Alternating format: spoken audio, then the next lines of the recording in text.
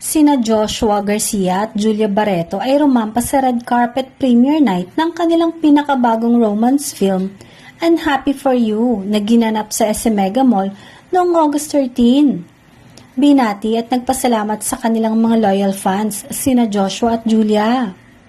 Kasamang rumampa ng Josh Lia ang direktor na si Peter Sen Vargas at buong cast ng pelikula.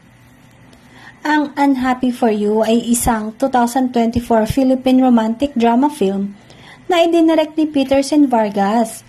Ito ay pinagbibidahan ni Joshua Garcia at Julia Barreto sa kanilang comeback na pelikula pagkatapos ng 4 na taon mula nung huli silang gumanap ng magkasama sa Block Z.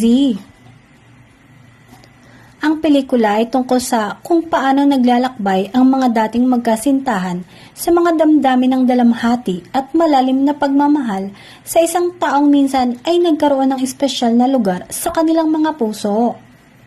Matapos ang premiere night, ibinalita ng Star Cinema na umabot sa 20.5 million pesos ang first day gross ng baliktambala ng ex-couple na sina Joshua at Julia. Inaasahang kikita ito ng 100 million. Ang reunion movie nila Joshua at Julia ay nag-open sa mahigit 200 cinemas noong August 14, Wednesday. Dahil mabilis na nag-sold out ang ticket, ay ibinalita ng ABS-CBN na mahigit 230 cinemas na ang pinagpapalabasan ng Unhappy for You on its second day.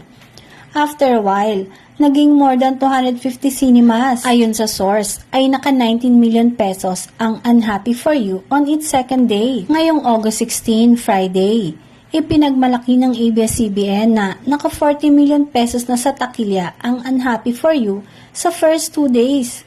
Mukhang lalakas pa ito this weekend at malaki ang chance na lumampas sa 100 million. Certified box office hit talaga.